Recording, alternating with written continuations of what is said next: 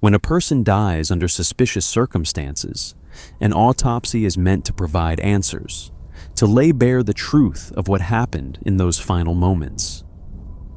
But what happens when the very document designed to reveal the truth is locked away, sealed by the government, classified for reasons of national security, or simply buried where no one can find it?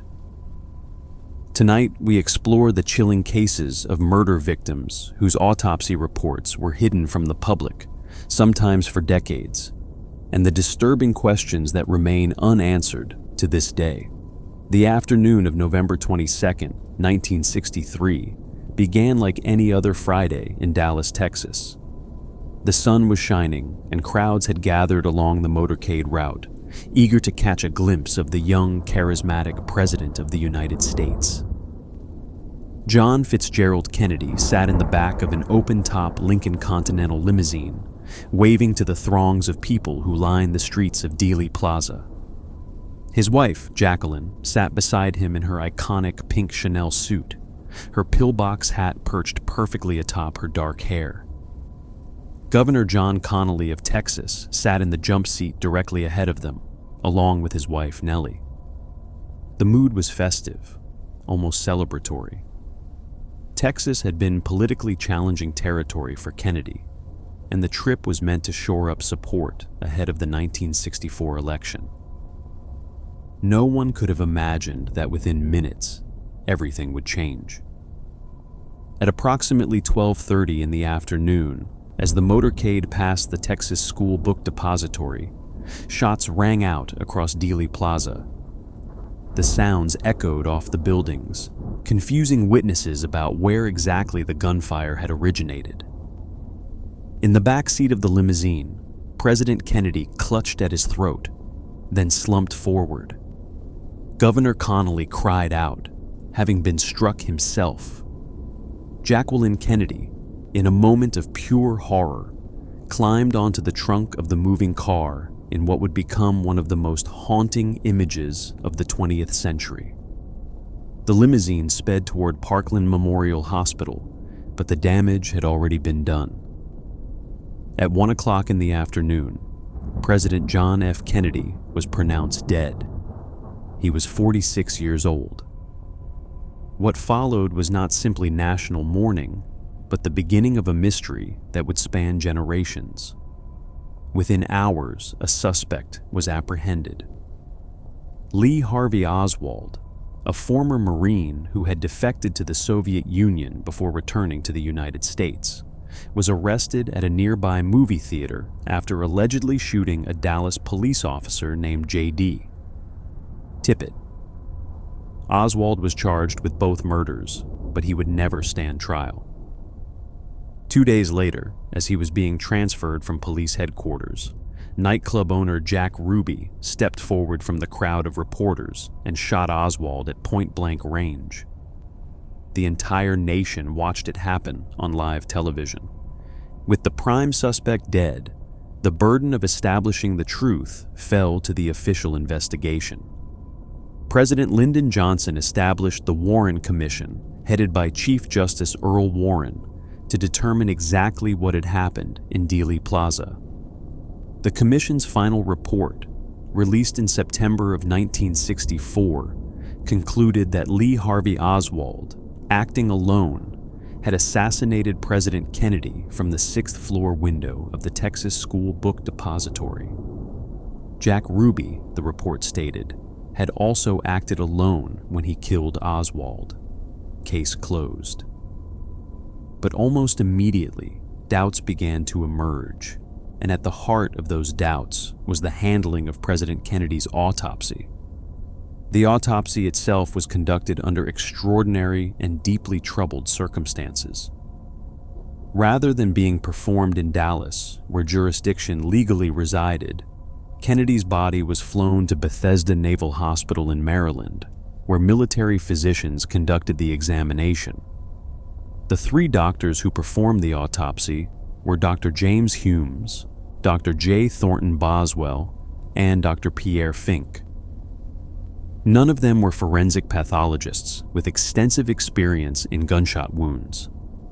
The examination took place in a room crowded with military officials, Secret Service agents, and others whose presence would later be questioned. Dr. Fink would later testify that he felt constrained by the presence of high-ranking military officers who seemed to be directing the proceedings. Perhaps most troubling was what happened to the physical evidence. Dr. Humes later admitted that he had burned his original autopsy notes in his fireplace at home, claiming they were stained with the president's blood, and he wanted to preserve the family's dignity. This admission alone raised countless questions. Why would a physician destroy primary documentation in a case of such monumental importance? What information might those original notes have contained? The autopsy photographs and X-rays were not examined by the Warren Commission members themselves. Instead, they relied on drawings made by medical illustrators based on descriptions provided by others. The actual photographs were classified and sealed away.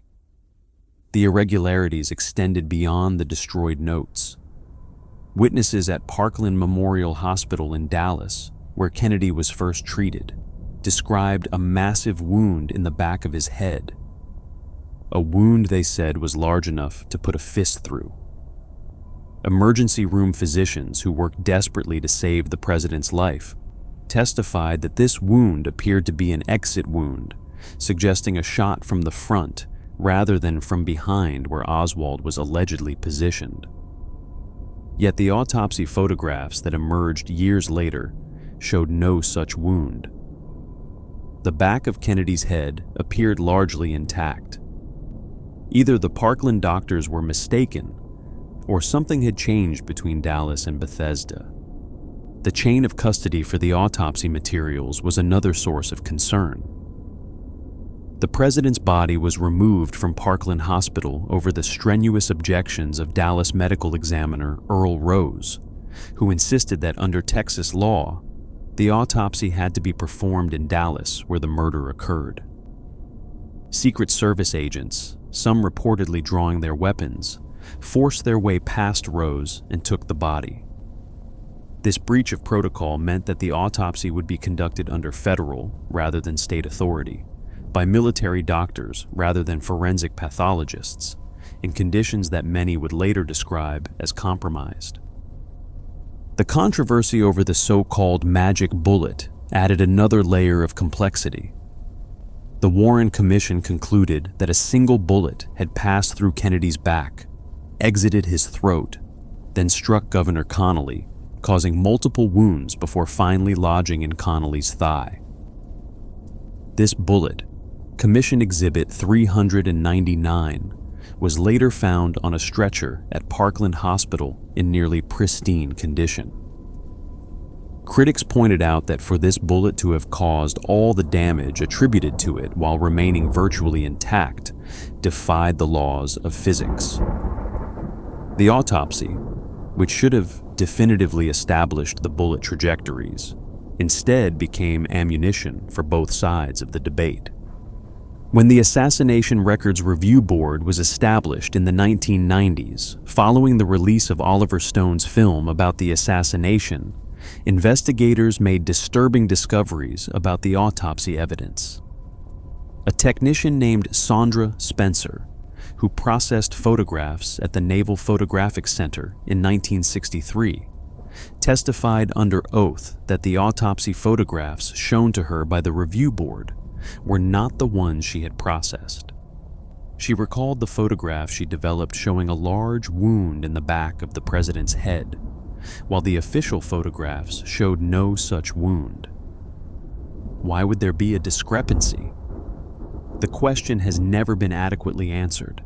The brain itself, which would be perhaps the most crucial piece of evidence in determining the trajectory and nature of the fatal wounds, simply vanished. President Kennedy's brain was initially preserved for further examination, but at some point it disappeared from the National Archives. Some researchers believe it was taken by Robert Kennedy, who wanted to protect his brother's privacy regarding medications he was taking. Others suspect more sinister explanations. Without the brain, definitive conclusions about the nature of the head wound became impossible. For decades, the complete autopsy materials remained classified. Various government reports and investigations continued to keep portions of the evidence under seal, citing reasons ranging from national security to protection of the Kennedy family's privacy. The President John F. Kennedy Assassination Records Collection Act of 1992 mandated that all assassination-related records be released to the public by October 2017. But successive administrations continued to grant extensions and redactions. It was not until March of 2025 that President Donald Trump issued an executive order declassifying the remaining records without redactions. The release of these documents did not end the controversy. Medical experts continued to debate the number of shots fired, the direction from which they came, and whether Oswald could have acted alone. The House Select Committee on Assassinations, which reinvestigated the case in the late 1970s, concluded that Kennedy was likely killed as a result of a conspiracy, though it did not identify who else might have been involved. The autopsy, which should have provided definitive answers, instead became a source of endless questions. The classification of crucial evidence for over 60 years only deepened suspicions that someone, somewhere, was hiding something. The summer of 1968 brought hope and heartbreak in equal measure to a nation already reeling from years of turmoil. Robert Francis Kennedy, the younger brother of the slain president, had emerged as a beacon for those who believed in a different kind of America. He had served as Attorney General under his brother, then as a senator from New York, and now he was seeking the presidency himself. His campaign had galvanized the civil rights movement and opponents of the Vietnam War. On the night of June 4th, he won the California Democratic primary, a crucial step toward the nomination. Standing before his supporters at the Ambassador Hotel in Los Angeles, he spoke of unity and hope before heading through the kitchen pantry toward a press conference that would never happen. Sirhan Bishara Sirhan, a 24-year-old Palestinian immigrant, was waiting in that kitchen. As Kennedy made his way through the crowd of kitchen workers and supporters, Sirhan stepped forward with a .22 caliber revolver and opened fire. Kennedy was struck multiple times, including a fatal shot behind his right ear. He crumpled to the floor amid screaming and chaos. Those around him subdued Sirhan, who was found still holding the smoking gun. Kennedy was rushed to Good Samaritan Hospital, but the damage to his brain was catastrophic. Robert Kennedy died the following day, June 6, 1968. He was 42 years old. Sirhan was quickly tried and convicted of first-degree murder, sentenced to death, though this was later commuted to life imprisonment when California briefly abolished capital punishment. But almost from the beginning, questions arose about whether Sirhan had acted alone and whether he had even fired the fatal shot. The autopsy performed on Robert Kennedy by Los Angeles County Coroner Thomas Noguchi became a focal point of controversy. According to Noguchi's findings, the fatal bullet had been fired from behind Kennedy's right ear at a distance of no more than 1 inch, with the muzzle essentially pressed against his head. Yet multiple witnesses stated that Sirhan had been standing in front of Kennedy several feet away when he began shooting. If the witnesses were correct, someone else must have fired the killing shot. This discrepancy haunted investigators for decades. The physical evidence seemed to contradict the eyewitness testimony, yet the official investigation concluded that Sirhan alone was responsible. Unlike the Kennedy assassination in Dallas, the investigation into Robert Kennedy's murder was handled primarily by local authorities in Los Angeles, and federal agencies played a less prominent role. However, the FBI did conduct its own parallel investigation, and many of those records were not made public. For years, the complete investigative files remained scattered across various government agencies, some classified, some simply buried in bureaucratic archives. Unlike his brother's assassination, there was no specific act of Congress mandating the release of Robert Kennedy assassination records. They sat collecting dust in warehouses belonging to the FBI, CIA, and other agencies. It was not until President Trump's January 2025 executive order that these records began to be declassified and released to the public. In April of 2025, approximately 10,000 pages of previously classified records were released by the National Archives. These documents included crime scene and autopsy photographs, FBI memos, witness interviews, and communications that had never before been seen by the public. Director of National Intelligence Tulsi Gabbard announced that an additional 50,000 pages had been discovered during searches of FBI and CIA warehouses, documents that had never even been transferred to the archives.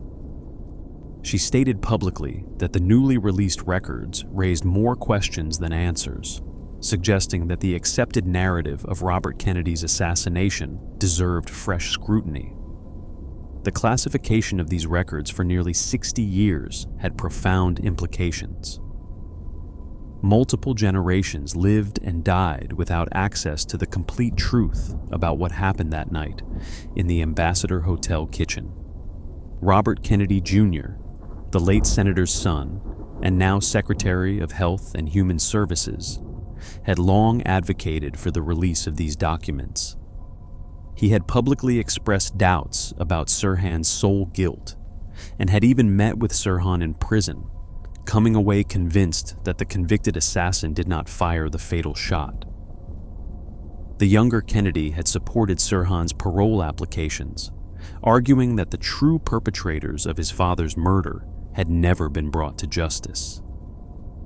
The questions surrounding Robert Kennedy's autopsy and the sealed records remain unresolved. The bullet trajectories, the number of shots fired, the presence of additional gunmen. All of these issues continue to be debated by researchers and historians. The autopsy itself was thorough in its medical findings, but could not answer the larger questions about conspiracy and complicity. What the sealed documents might have revealed had they been released decades ago, when witnesses were still alive and memories still fresh, will never be known. On the evening of April 4th, 1968, just 2 months before Robert Kennedy's assassination, another transformative American leader met his violent end. Martin Luther King Jr. stood on the balcony of the Lorraine Motel in Memphis, Tennessee, preparing to go to dinner.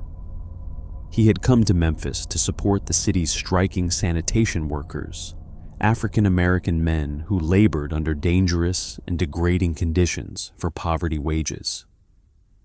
At 6:01 in the evening, a single rifle shot echoed across the motel courtyard. The bullet struck King in the face, shattering his jaw and severing his spinal cord.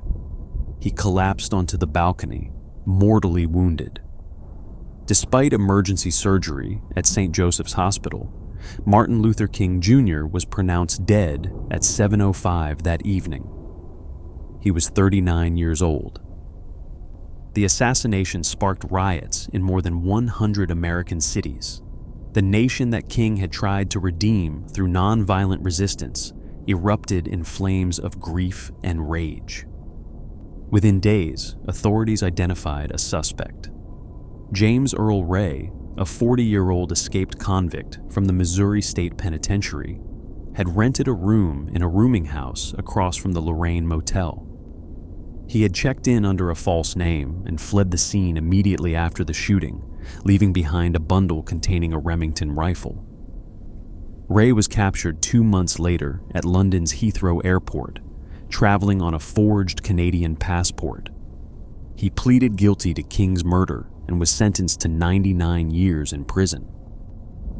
But within days of entering his plea, Ray began claiming he was innocent, that he had been framed, that shadowy forces had set him up to take the fall for a murder he did not commit. Ray never stopped proclaiming his innocence. He spoke of a mysterious figure he called Raoul, who had directed his movements in the months before the assassination, providing money and instructions that Ray claimed he did not understand. He insisted that when the shot was fired, he was not in the rooming house, but was sitting in his car outside. His story was dismissed by authorities as the desperate fabrications of a convicted killer, but others took his claims seriously. The King family themselves came to believe that Ray was not solely responsible for King's death, and that government agencies, including the FBI, might have been complicit in the assassination. The FBI's relationship with Martin Luther King Jr. is one of the darkest chapters in American law enforcement history. Under the direction of J. Edgar Hoover, the Bureau had conducted a systematic campaign to discredit and destroy King. The COINTELPRO program, which targeted civil rights organizations and their leaders, considered King one of its primary enemies. FBI agents placed illegal wiretaps on King's phones, bugged hotel rooms where he stayed, and collected information about his personal life that they attempted to use against him. In one notorious episode, the FBI sent King an anonymous letter suggesting that he commit suicide to avoid public exposure of his alleged infidelity.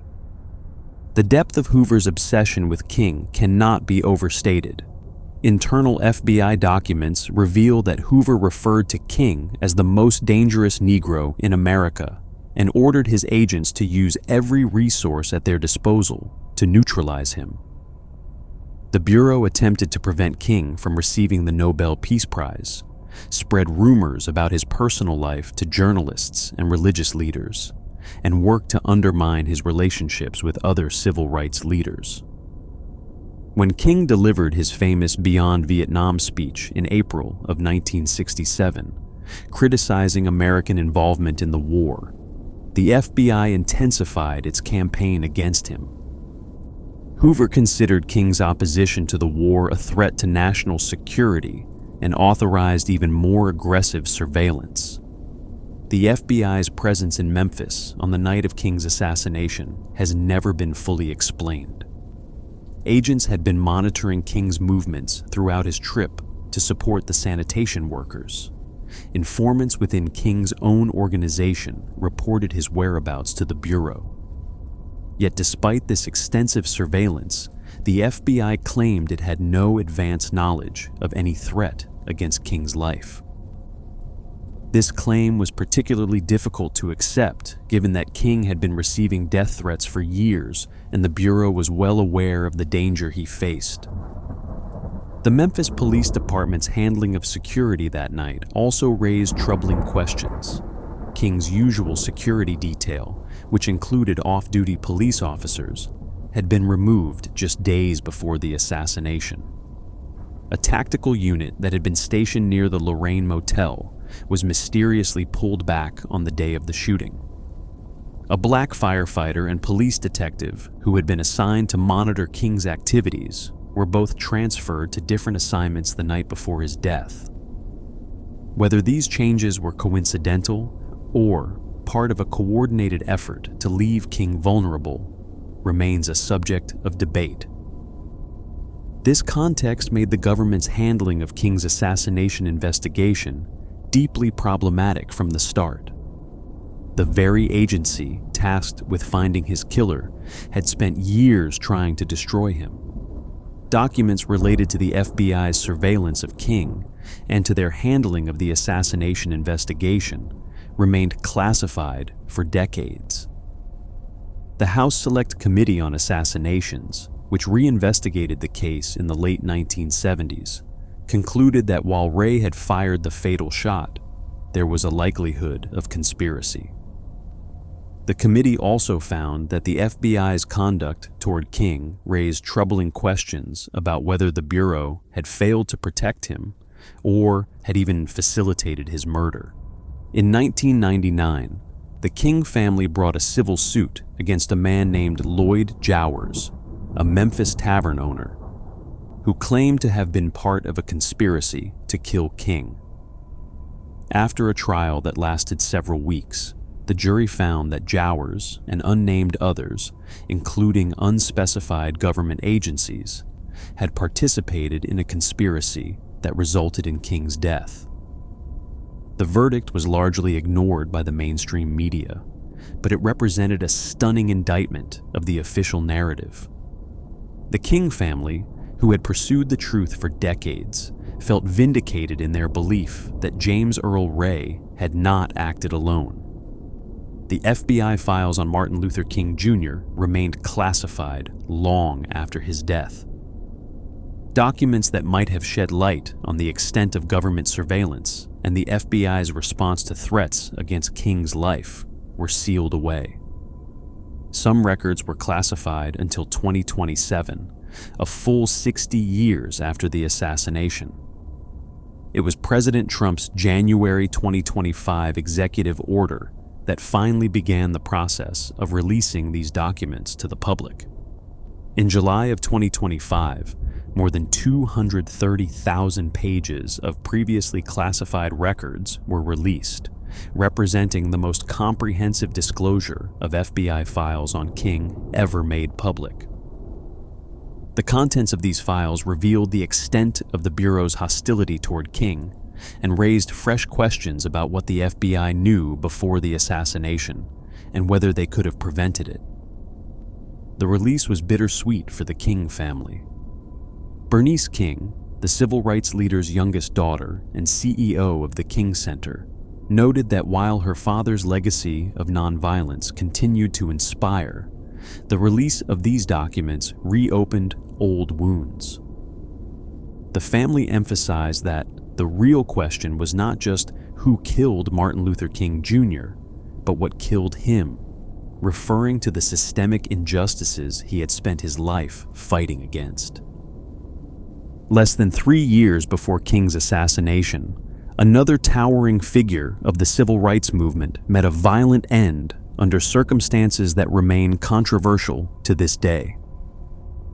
Malcolm X, born Malcolm Little and later known by his Muslim name, El-Hajj Malik el-Shabazz, had been a minister in the Nation of Islam before his public break with the organization. His transformation from street hustler to fiery orator to international human rights advocate had made him one of the most influential and controversial figures in American history. By February of 1965, Malcolm X knew he was a marked man.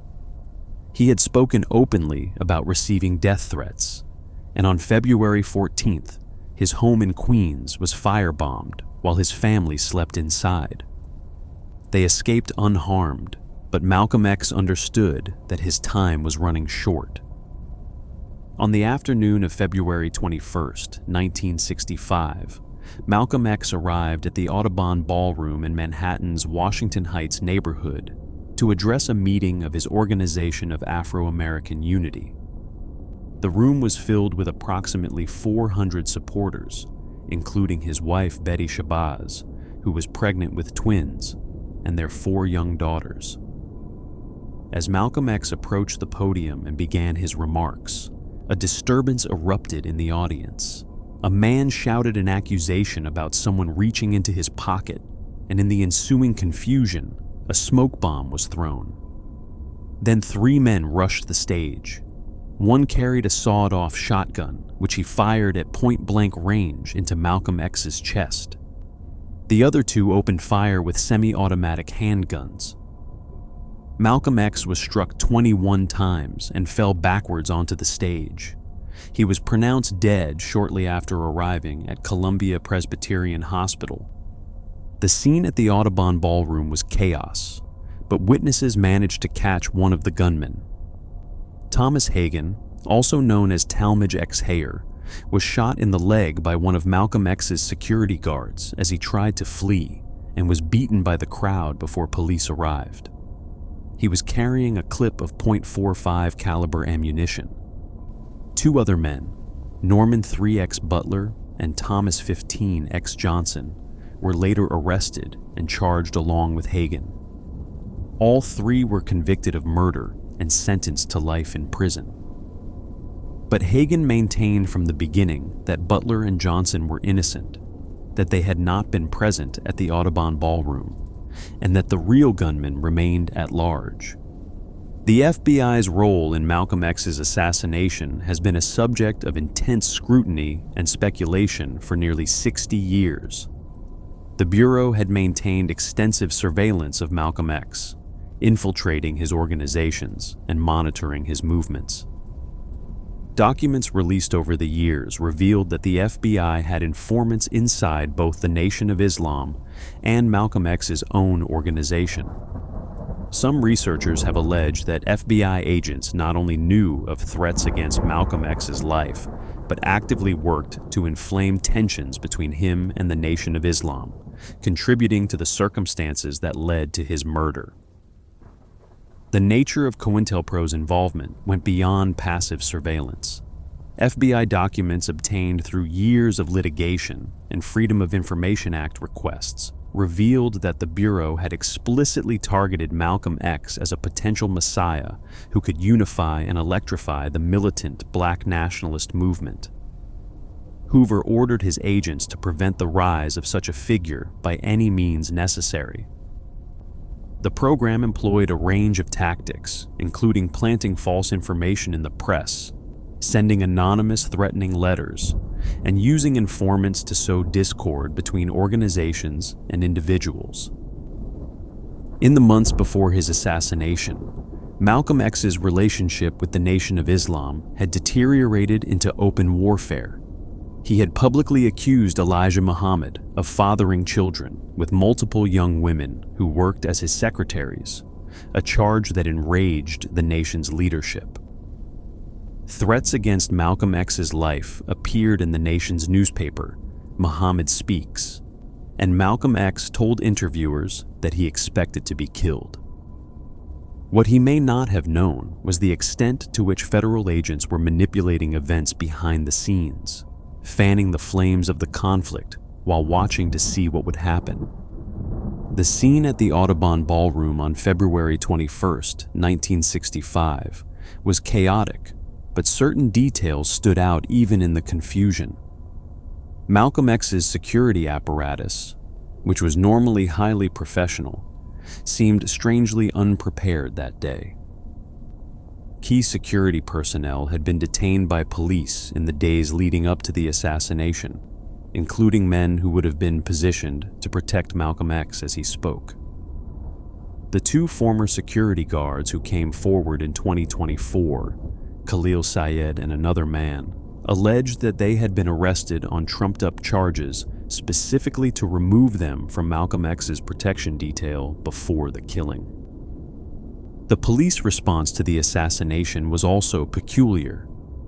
Officers who arrived at the Audubon Ballroom within minutes of the shooting seemed oddly unconcerned about the violence that had just occurred.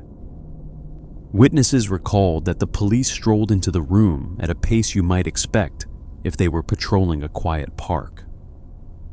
None of them had their weapons drawn, despite the fact that gunfire had just erupted. Some even had their hands in their pockets. This behavior suggested either remarkable incompetence or something more sinister, that the police had known what was going to happen and were not particularly motivated to prevent it or apprehend those responsible. In 2021, after a 22-month investigation prompted by the Netflix documentary series Who Killed Malcolm X, the Manhattan District Attorney's Office moved to vacate the convictions of Muhammad Aziz, formerly Norman 3X Butler, and the late Khalil Islam, formerly Thomas 15 X Johnson. The investigation revealed that prosecutors had withheld evidence of the men's innocence, including FBI documents that could have exonerated them at trial. Aziz, who had spent more than 2 decades in prison for a murder he did not commit, was finally cleared. Islam had died in 2009, still carrying the stigma of a wrongful conviction. The exoneration raised more questions than it answered. If Butler and Johnson had not been present at the assassination, who were the other gunmen? And why had the FBI and NYPD concealed evidence that would have identified the real killers? A federal lawsuit filed on behalf of the Malcolm X family in late 2024 alleged that the FBI, CIA, and NYPD had all played roles in the assassination and subsequent cover-up. The lawsuit cited the FBI's COINTELPRO program, which had explicitly targeted Malcolm X as a potential messiah who could unify the Black nationalist movement. Civil rights attorney Ben Crump, representing the family, alleged that FBI informants were present in the Audubon ballroom when Malcolm X was killed, and that their identities and actions were concealed for decades. Previously sealed FBI documents revealed that at least 9 informants were present in the ballroom that day, and that Director J. Edgar Hoover had ordered that their presence be concealed at all costs. William Bradley, later identified as the man who likely fired the fatal shotgun blast, had FBI connections that were never fully explored at trial. Bradley, who later changed his name to Al-Mustafa Shabazz, participated in an armed bank robbery in 1969, but was released after the Department of Justice intervened, a fact that raises questions about whether he was protected due to his relationship with federal authorities. The autopsy of Malcolm X was conducted by the New York City Medical Examiner's Office and documented the devastating injuries he sustained. But the larger investigation into who was responsible for his death was compromised from the beginning by the involvement of the very agencies that had been surveilling and attempting to neutralize him. The full scope of FBI and NYPD involvement remained classified for decades, and some documents may still be hidden. The quest for truth about Malcolm X's assassination continues to this day. Dorothy Mae Kilgallen was not a civil rights leader or a political figure, but she may have paid the ultimate price for her pursuit of truth. In 1965, she was one of the most famous journalists in America. Her syndicated column, The Voice of Broadway, appeared in more than 140 newspapers nationwide. She was a regular panelist on the popular CBS game show, What's My Line, appearing in elegant evening gowns that made her a fashion icon. But beneath the glamour was a sharp, investigative mind that had tackled some of the most controversial stories of her era. Kilgallen had built her reputation on getting the story others could not. She had covered the Lindbergh baby kidnapping trial, the trial of Nazi propagandist Lord Haw Haw, and the Sam Shepard murder case that would later inspire the television series and film The Fugitive. She was relentless in her pursuit of the truth, cultivating sources throughout law enforcement, politics, and organized crime. When the Kennedy assassination happened, she saw it not just as a national tragedy, but as the biggest story of her lifetime. From the very beginning, Kilgallen was skeptical of the official narrative. Just a week after the assassination, she wrote in her column that the American people have a right to read every word of this dark chapter in our history. She pointed out the absurdity of Jack Ruby's ability to simply stroll into Dallas police headquarters at the exact moment Oswald was being transferred, passing through security that was supposedly airtight. She questioned why authorities seemed so eager to close the case before all the evidence had been examined. After the Kennedy assassination, Kilgallen became obsessed with uncovering the truth about what had happened in Dallas. She was deeply skeptical of the Warren Commission's findings and used her considerable journalistic resources to investigate the case. In an astonishing exclusive, she somehow obtained and published the classified transcript of Jack Ruby's testimony before the Warren Commission, testimony that revealed the panel's questioning had been shockingly inadequate. She was the only journalist to privately interview Ruby during his murder trial, meeting with him on 2 separate occasions for approximately 10 minutes each. According to those who knew her, Kilgallen believed she was close to cracking the case wide open. What Kilgallen learned from Ruby during those private interviews has never been revealed. She was famously protective of her sources and her notes. But she told friends and colleagues that Ruby had told her things that would blow the Kennedy case sky high. She believed that Ruby had not acted alone, that he was connected to powerful figures who had orchestrated the president's assassination. She was gathering evidence to prove it, building a file that she intended to publish as a book. The dangers of her investigation were not lost on Kilgallen.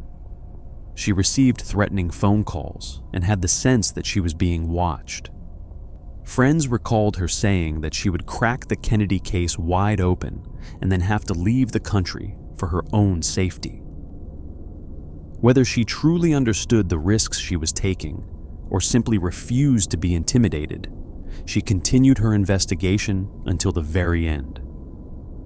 In the days before her death, Kilgallen told friends and colleagues that she had uncovered explosive information about the Kennedy assassination. She told her lawyer that she was going to have the biggest scoop of the century. She had a book contract with Random House and had shown the publisher's representative a draft of her manuscript. But that manuscript was never found after her death. Neither were the extensive notes and documents she had accumulated during her investigation. On November 8, 1965, just 4 hours after taping her final episode of What's My Line, Dorothy Kilgallen was found dead in her Manhattan townhouse. She was 52 years old. The circumstances of her death were bizarre from the beginning. Her hairdresser discovered her body in a bedroom she never used, sitting upright in bed wearing clothes she would never have worn to sleep, reading a book she had already finished and disliked, wearing her reading glasses even though she did not need them for the book she was supposedly reading. The room was one she had not slept in for years. The official autopsy, conducted not by the Manhattan Medical Examiner's office where Kilgallen had died, but by a deputy medical examiner from Brooklyn, concluded that she had died from an accidental overdose of alcohol and barbiturates. The circumstances were listed as undetermined. There was no police investigation despite the suspicious circumstances. Her husband, producer Richard Colmar, did not report finding her body until hours after the discovery. The priest who was called to administer last rites was not permitted to view the body. For decades, Kilgallen's death was treated as an unfortunate accident, the sad end of a brilliant career cut short by substance abuse. But investigative journalist Mark Shaw spent years examining the case and uncovered troubling details that had been overlooked or suppressed. Using the Freedom of Information Act, Shaw obtained previously unreleased documents, including laboratory reports from Kilgallen's autopsy. While the initial report stated she had Seconal in her system, a sleeping pill prescribed by her doctor, the lab reports revealed she also had 2 additional barbiturates that had not been prescribed to her. The combination of these drugs, which would have been immediately fatal, could not have been self-administered. Even more disturbing, the lab reports mentioned a powdery substance found on a glass beside Kilgallen's bed, suggesting that someone had drugged her drink. The file concerning Dorothy Kilgallen that was released as part of the JFK documents in 2017 remained sealed due to reasons of national security. Why would the death of a gossip columnist be a matter of national security? The question has never been answered. Those who believe Kilgallen was murdered point to her investigation of the Kennedy assassination as the obvious motive. She had obtained information that powerful people wanted to remain hidden. She had interviewed Jack Ruby and may have learned things about who was really behind the assassination. She was preparing to publish a book that might have blown the case wide open. And then, suddenly, she was dead. Her notes were missing, and her death was ruled an accident before any serious investigation could begin. The night of November 28, 1953, was cold in New York City. Frank Olson, a 43-year-old biochemist working for the United States Army at Fort Detrick in Maryland, stood at the window of room 1018A at the Statler Hotel on 7th Avenue. What happened next would remain shrouded in secrecy for more than 2 decades, and the full truth may never be known. At approximately 2 o'clock in the morning, Olson went through that window, falling 170 feet to the sidewalk below. He was still alive when the night manager reached him, trying to speak, but he died minutes later. The official story was that Olson had committed suicide, driven to depression by personal issues that were never specified. His body was delivered to his widow in a sealed casket. She was discouraged from viewing it because, she was told, he had suffered disfiguring facial injuries. No autopsy was performed. The New York City Medical Examiner's Office, which should have investigated a suspicious death, made no mention of the CIA's involvement and ruled the death a suicide without examining the body. The family was given an expedited pension and encouraged to move on with their lives. For 22 years, that was all the Olson family knew. Then, in June of 1975, a small item appeared in a report by the Rockefeller Commission, which had been established to investigate illegal CIA activities. Buried within the report was a 2-paragraph account of an Army scientist who had been unwittingly given LSD and had subsequently died in a fall from a hotel window. The description matched Frank Olson exactly. The family made inquiries, and the Army confirmed what they had long suspected, that Olson's death was connected to something far more sinister than they had been told. Frank Olson had been a key participant in Project MKUltra, the CIA's top-secret program exploring the use of drugs, including LSD, for mind control and interrogation purposes. 9 days before his death, Olson had attended a meeting at a remote cabin in Maryland, where, without his knowledge or consent, his drink had been laced with LSD by Sidney Gottlieb, the head of MKUltra. The effects were devastating.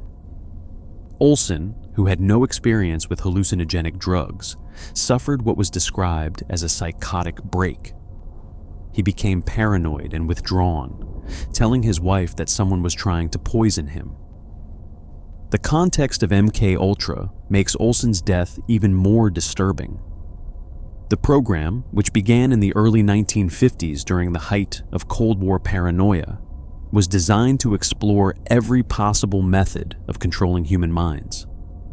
CIA scientists tested LSD, mescaline, and other hallucinogens on unwitting subjects, including prisoners, mental patients, and even CIA employees. They investigated hypnosis, sensory deprivation, and psychological torture. The goal was to develop techniques that could be used against enemy agents, or that could protect American operatives from similar techniques used by the Soviet Union. Frank Olson's work at Fort Detrick placed him at the intersection of biological and chemical warfare research. He worked on aerosol delivery systems for biological agents, methods by which deadly pathogens could be dispersed over enemy populations. Some researchers believe he may have witnessed or participated in interrogation sessions where experimental techniques were used on prisoners, possibly in secret facilities overseas. Whatever he saw troubled him deeply. In the weeks before his death, colleagues noticed that Olson had become increasingly agitated. He told his wife he had made a terrible mistake and wanted to leave the program. In the paranoid world of Cold War intelligence, such sentiments could be interpreted as a security threat. The cabin meeting where Olson was dosed with LSD was itself unusual. It brought together scientists from Fort Detrick with CIA officers to discuss matters that remain classified to this day. The decision to drug Olson without his knowledge was made by Gottlieb, supposedly as part of an experiment to test the effects of LSD on unknowing subjects. But why was Olson chosen? He was already a trusted insider, cleared for the most sensitive programs. If the goal was simply to observe the drug's effects, there were many other potential subjects who would have posed less risk if something went wrong. What happened in the days between the drugging and Olson's death remains murky. He was taken to New York, ostensibly to see a doctor who could help him with his mental state. But the doctor, Harold Abramson, was himself a CIA consultant who had conducted LSD experiments. The treatment, whatever it consisted of, did not help. Olson remained agitated, convinced that forces were working against him. He was checked into the Statler Hotel under supervision, but that supervision proved inadequate, or perhaps it was never intended to protect him. The CIA's response was not to provide medical care, but to bring Olson to New York under the supervision of Dr. Robert Lashbrook, another MK Ultra operative. Lashbrook was sharing room 1018A with Olson on the night of his death. He claimed to have been awakened by the sound of glass breaking and found Olson already on the sidewalk below. But his behavior in the immediate aftermath was suspicious. He did not call the police or an ambulance. Instead, he made a phone call, later traced to another CIA operative, in which he said simply, "He's gone." The person on the other end responded, "Well, that's too bad," and hung up. In the wake of the Rockefeller Commission revelations, the Olson family was invited to the White House, where President Gerald Ford personally apologized. CIA Director William Colby met with them and provided some documents about what had happened. The family agreed not to sue the government in exchange for a settlement of $750,000. But the questions did not stop. In 1994, Eric Olson, Frank's son, had his father's body exhumed for a second autopsy. The results were disturbing. Dr. James Starrs, a professor of forensic science at George Washington University, led the examination. His team found no evidence of the cuts and abrasions that the 1953 medical report claimed were present, but they did find a large hematoma on the left side of Olson's skull and significant trauma to his chest. Most of Starr's team concluded that these injuries had not occurred during the fall, but had been inflicted before Olson went through the window. Starrs called the evidence rankly and starkly suggestive of homicide. The Manhattan District Attorney's Office subsequently changed the classification of Olson's death from suicide to undetermined. Eric Olson spent the rest of his life investigating his father's murder. He came to believe that Frank Olson was killed not because of the LSD experiment, but because he had become a security risk. Frank Olson had witnessed things during his work at Fort Detrick that troubled him deeply, including, according to some accounts, the use of biological weapons during the Korean War and the testing of experimental interrogation techniques on prisoners. He had begun talking about leaving the program and had made comments that alarmed his superiors. In the Cold War climate of the early 1950s, such talk was dangerous. Eric Olson believed that his father was killed to ensure his silence. The CIA has consistently denied any involvement in Frank Olson's death, but the full classified files on the case have never been released. Documents obtained through Freedom of Information Act requests are heavily redacted. The Olson case remains officially classified as undetermined, but as one investigator noted, all the evidence that has emerged over the decades points toward murder, and none of it points away. In the early morning hours of August 31st, 1997, the world awoke to devastating news. Diana, Princess of Wales, had been killed in a car crash in Paris. She was 36 years old. The details emerged slowly, each one more shocking than the last. Diana had been leaving the Ritz Hotel with her companion, Dodi Fayed, son of Egyptian billionaire Mohammed Al-Fayed. Their driver, Henry Paul, the deputy head of security at the Ritz, had taken the wheel of a black Mercedes S280. Pursued by paparazzi on motorcycles, the car had entered the Pont de l'Alma tunnel at high speed. Inside the tunnel, Paul lost control. The Mercedes struck a concrete pillar at estimated speeds approaching 65 miles per hour. Dodi Fayed and Henry Paul were killed instantly. Diana was alive but grievously injured. The moments before the crash have been reconstructed many times, but significant questions remain. Security camera footage showed the Mercedes leaving the Ritz Hotel and entering the Paris streets, but curiously, the cameras in the Pont de l'Alma tunnel were not functioning that night. The last clear images of the car show it being followed by several motorcycles carrying photographers, but what exactly happened inside the tunnel remains unclear. Some witnesses reported seeing a bright flash of light just before the crash, leading to speculation that the driver had been deliberately blinded. Others claimed to see a small white Fiat Uno that made contact with the Mercedes and then fled the scene.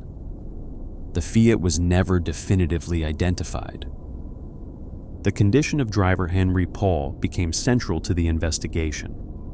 Blood tests conducted after his death showed an alcohol level more than 3 times the legal limit in France, as well as traces of the antidepressant Prozac and another medication. Yet witnesses who had seen Paul just before he got behind the wheel insisted he appeared completely sober. Video footage from the Ritz Hotel showed him walking steadily, interacting normally with guests and colleagues. How could a man with such high blood alcohol content appear so functional? Questions were raised about whether the blood samples could have been contaminated or even substituted. Carbon monoxide was also found in Henri Paul's blood at levels twice as high as would be expected for a regular smoker. This finding, which emerged from the French autopsy, was never adequately explained. Some researchers suggested that Paul might have been poisoned or that the blood samples had been tampered with.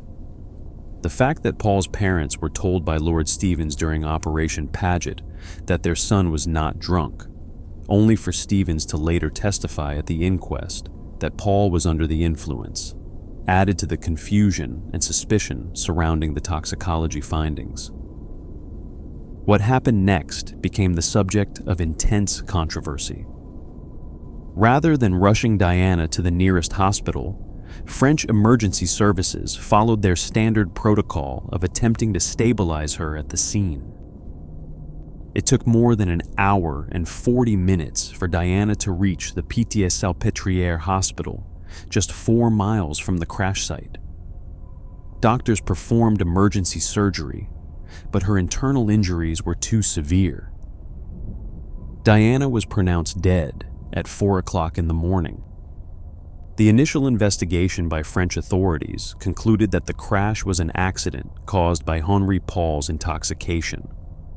Blood tests showed that his blood alcohol level was more than 3 times the legal limit in France, and traces of prescription drugs were found in his system. The pursuing paparazzi were initially investigated for manslaughter, but were ultimately cleared of responsibility. Case closed, according to the French authorities.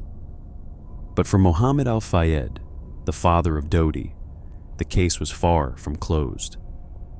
He believed that his son and Diana had been murdered, and he spent years and millions of dollars trying to prove it. Al-Fayed's allegations were explosive.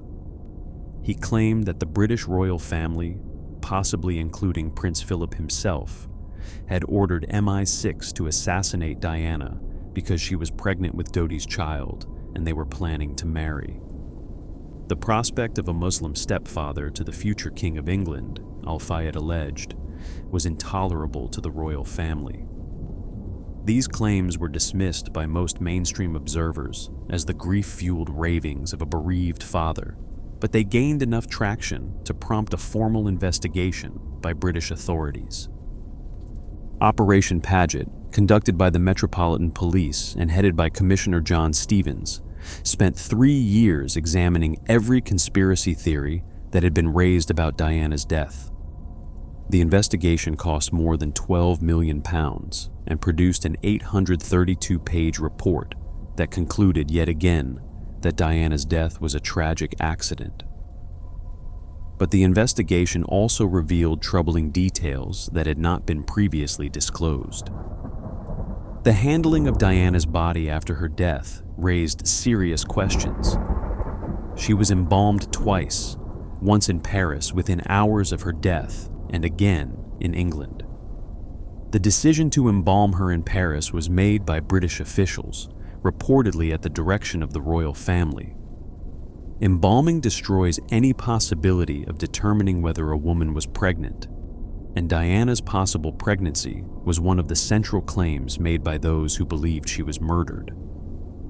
The autopsy conducted in Paris was cursory, and certain procedures that might have provided crucial evidence were not performed. The British autopsy, conducted later, was more thorough, but questions arose about the handling of samples. Author John Morgan, who spent years investigating Diana's death, alleged that post-mortem samples were switched prior to toxicology testing, meaning the results could not be definitively attributed to Diana's body. These claims were not examined by the jury at the subsequent inquest. In fact, Morgan documented that out of 23 documents connected to Diana's British post-mortem, the inquest jury was permitted to see only 2. The United States National Security Agency acknowledged possessing 39 classified documents containing references to Princess Diana, but stated it had never targeted her communications. Whether those documents shed any light on the circumstances of her death remains unknown. They were not made available to British investigators, and their contents have never been disclosed.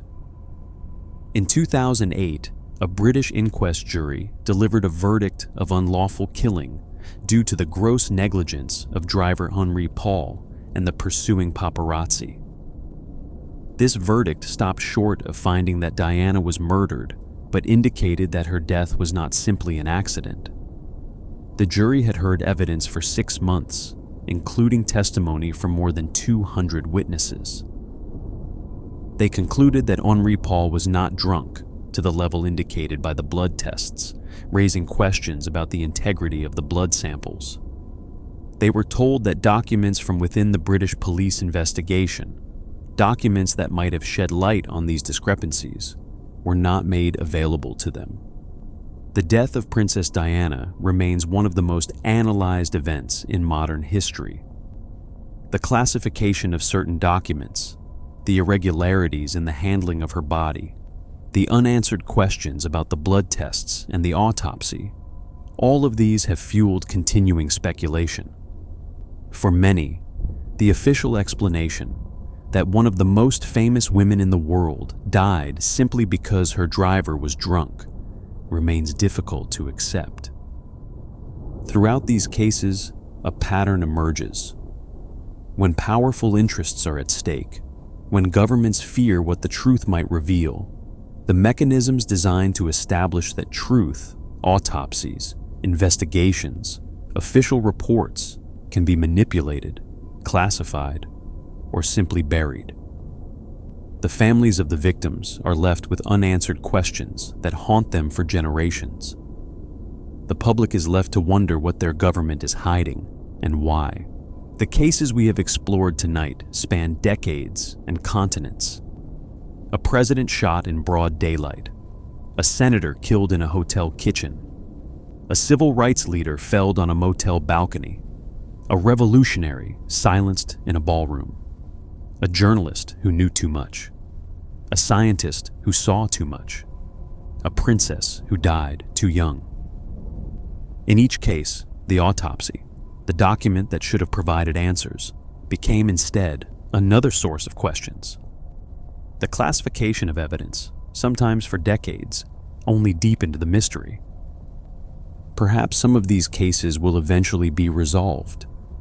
The ongoing release of classified documents may finally shed light on what governments have long concealed. Or perhaps the truth died with those who took it to their graves. What remains certain is that the pursuit of that truth, however difficult, however long delayed, is essential. For the victims, for their families, and for all of us who believe that in a just society, the powerful should not be permitted to hide the truth about the deaths of those who challenged them. If you found this exploration of hidden truths compelling, please take a moment to like this video and subscribe to the channel. By supporting this content, you help ensure that these stories continue to be told and that the search for answers never ends. Thank you for listening, and until next time, rest well.